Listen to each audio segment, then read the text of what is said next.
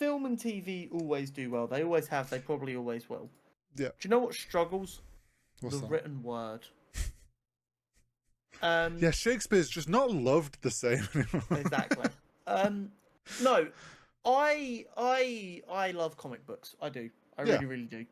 And I was sat there and I was like, how do we get people into comics? Comics are struggling.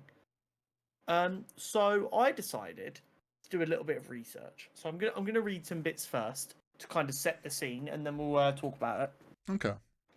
So comics are struggling, and despite the success of superhero films over the years, it's never convinced the mainstream media or the mainstream fan to pick up a comic. But actually, it has. In North American revenue from comic books and graphic novels, sales have gone from 805 million in 2012 when the first Avengers came out to 2.16 billion in 2022, with the biggest jump being 995 million from 2020 to 2021. This was largely due to COVID-19.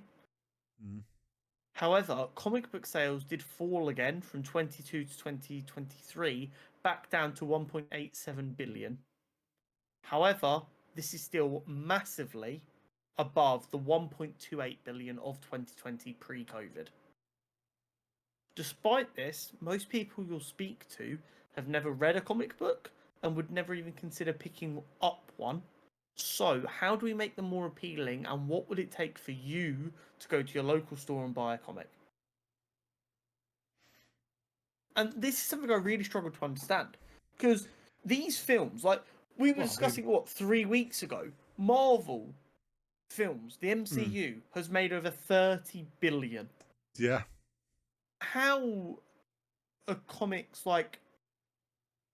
This is what I don't understand. How have loads of these people not gone out and picked up a comic? I mean, I'll be honest, like, look at me for an example, right? I love the Marvel stuff. I love Star Wars. I haven't... Yes, I've taken the time to research characters and stuff when they're, like, shown in films and go look into the comic book stuff. And obviously, through proxy of you, I've learned a lot more about the comics. But I haven't actually gone out and bought any MCU comics. Yeah.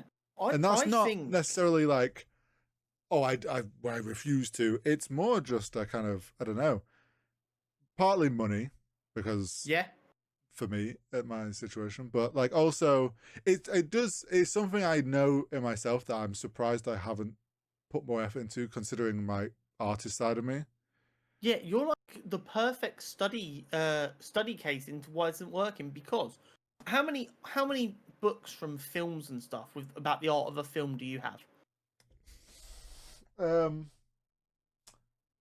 I have a couple of films and many for games. There you go. So you've got entire books dedicated to art of stuff you love.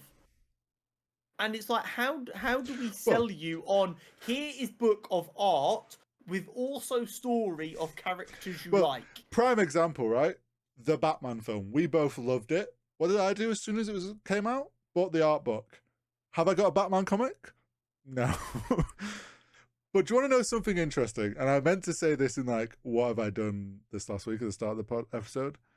I read a webcomic this week. Okay. Absolutely binged it because I stumbled across this webcomic and then I was immediately hooked when I started reading it. It's called Kill 6 Billion Demons. That is a very on the nose title. Oh yeah. How many have they managed to kill so far? I don't actually know, but I think there is a running joke that... So this is... I binged this in one go. And this is a webcomic that's been going on for like 11 years. It's done by one person. Their Twitter's Orbital Dead Dropkick or something. But yeah, there's 6 books with many chapters, like 5 or 6 chapters in each. Some actually have more. And like, it's purely you can buy it as a physical means, but like I binged it, and it's like I stumbled onto this because I stumbled upon a tabletop RPG called Lancer, which is a mech themed tabletop RPG. Similar, like how D&D is, but like mech themed. It has its own book, and I was like, oh, the artwork looks amazing. Found out it's by this artist, and they have a webcomic. So I was like, oh, cool. Then I binged the webcomic that I got absolutely hooked on. It's a very cool webcomic. The artwork is incredible. I definitely recommend reading it. Basic premise is mortal gets taken into what is actually heaven, but it's not heaven how we all imagine heaven to be. Heaven is gone. There is no angels left, and it's been taken over by like devils and demons and stuff. And there's a whole story to what's going on there, and how this mortal gets involved with it all. It's very cool, and yeah, I think it's definitely worth a read for anyone that has. But like, that's the thing. I loved the artwork, or I stumbled across the artist, loved their art, then found a webcomic and read it.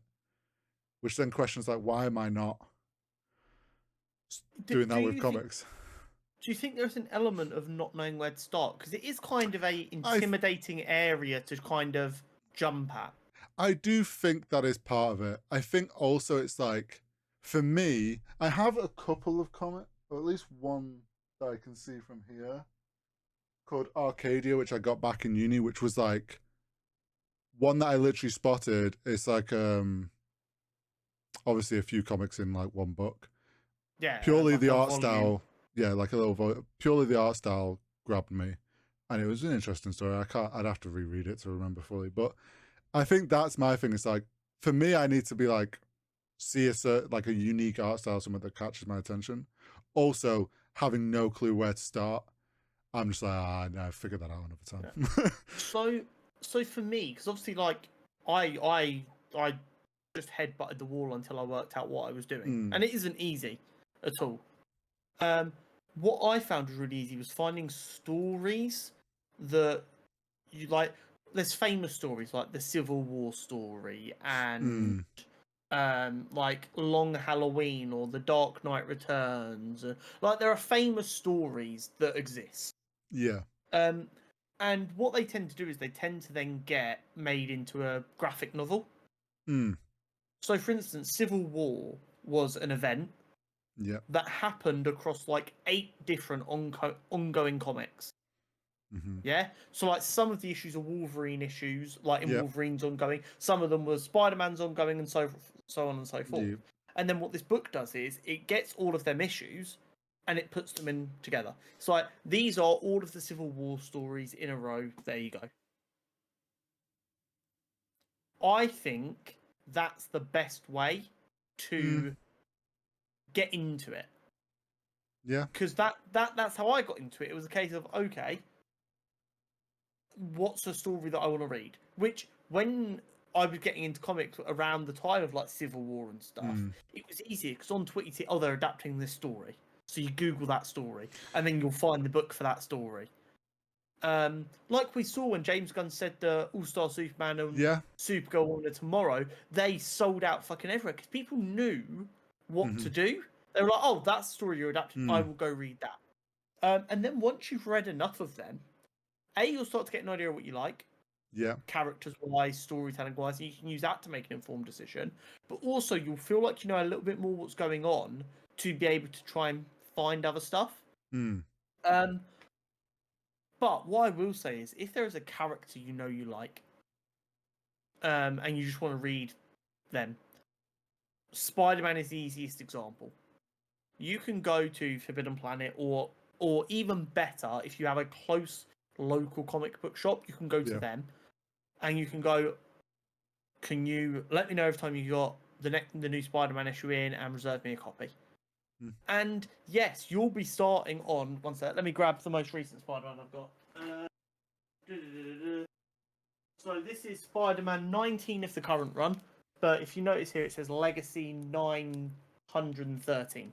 Yeah. Because this has been going since one in like 1960, whatever. Yeah. So yeah, you're going to be 900 issues out, but you don't have to go back and reread them. And I think this is where being British actually helps us. If you decided you wanted to start watching EastEnders tomorrow, you wouldn't go back and rewatch the last 10 years of EastEnders. You would just start watching it, except you're going to be a little bit lost for a little while. But you also know in 2 weeks' time of watching it every day, you will be caught up. That's a very solid way of putting it, actually. Yeah, it's literally the exact same idea with ongoing comics like Batman or Detective Comics or Amazing Spider-Man that have been going on for hundreds of issues. Just pick one up, and if you enjoy it, get the next one and the next one and the next one, and then after 4 months, you will be caught up on what's going on. Hmm. And you'll be like, okay, cool, I know what's going on now. So, like, I started collecting this run at issue 1, which is always a great hopping on point. Yeah. But that wasn't like a brand new story. It was just a new writer had taken over. There was still an ongoing story from the previous writer. Hmm. And I was like, okay, I don't really know what's happening here. But by issue 6, I was like, okay, cool, I know what's going on. That's fine. The other good option at the minute, especially if you love Spider-Man, is the Ultimate Spider-Man comics that are coming out. Hmm. So I think issue 8 arrived today for me. And they're phenomenal. Jonathan Hickman is one of the best writers around at the minute. But this is the thing, it's very much kind of... It is difficult, because how do you know what you like if you can't try it? And how do you know what to try if you don't know what you're looking for? Yeah. I almost feel like the best possible suggestion, which is crazy because the kind of people who like comic books, people like me who get crazy anxiety, is just go to your local comic book shop and talk to the person there. I have never, ever been to a comic book shop, and I've been to comic book shops in different countries, up and down the country. Everywhere I go, I see if there's a comic book shop nearby, just in case. Go in there, the person will always have a chat with you. But they are such, because you don't choose to work in a comic book shop if you have zero interest. Yeah. So for instance, when we went to Cardiff, I got Daredevil Man Without Fear by Frank Miller. Again, I picked that up because I've always heard that Frank Miller's Daredevil story was amazing. So I was like, oh, that's there, I'll try that. Volume, it's a self-contained story.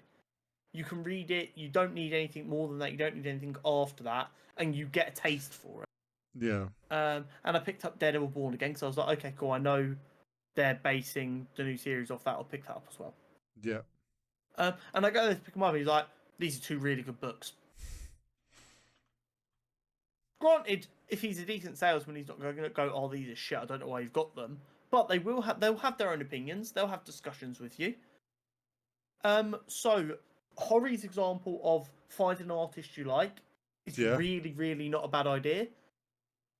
If you just like Google comic book artists and find an art style you like, then go see what they've done the drawings for, and then see what like them stories might align with what you want. Or you can look for a particular character. If you're looking for a particular character, just jump into their current ongoing. You'll be caught up in no time. If you don't like having to wait very often, buy them in volumes. So, for instance, I believe the pre-order for Ultimate Spider-Man by Jonathan Hickman, Volume 1, because they're doing 1 issue a month of that. It's only 12 issues a year. I believe, because we've only got 2 months until it's been 12 issues, I think when that comes out, they'll be releasing Volume 1, which will have 1 to 12 in it. Yeah. So, yeah, it'll be like 15 quid probably, maybe 20 quid. I don't know what their pricing will be. But that will have the entire first year of the new Ultimate Spider-Man, and you'll be able to read the first year, and you'll be up to date. It's not easy, but it's one of them things that if you've been going to the cinema for the last 16 years for all of the Marvel films, and you've been trying the DC films, and you've been watching Invincibles, and you've been watching Vox Machina, and you've been watching all these other animated shows that are telling compelling stories about essentially superheroes, there is a comic book out there for you. Yeah. I think also maybe something, at least for like the Marvel or DC ones where there's just so many, obviously you can get the digital subscription or whatever and get them as like Marvel webcomics. Unlimited is Marvel Unlimited is, I think, like $10 a month, which isn't cheap, but I spend 20 quid a month on my comics. I could see a way like you pay for a month of that to essentially then be able to browse through like all different characters and use that as a way to find a character that you want to.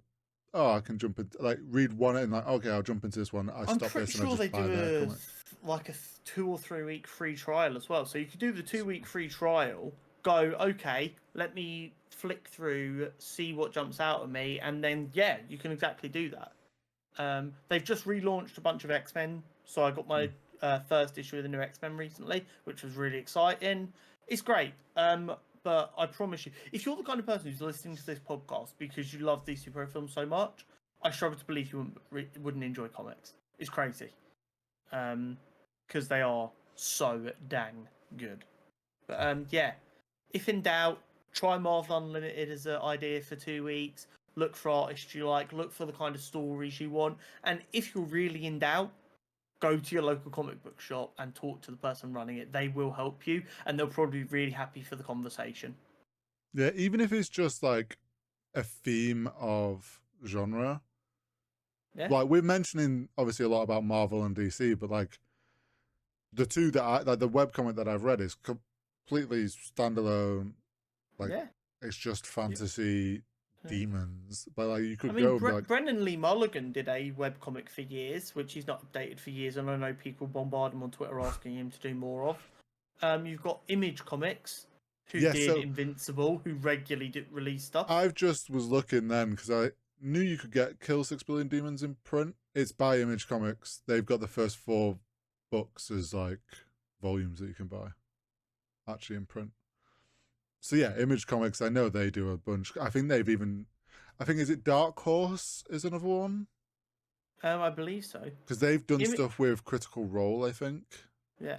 Image Comics, while they do a lot of their own stuff in house, I'm pretty sure they're also very happy to work with like indie writers. Yeah. As just a publisher, which is also really good.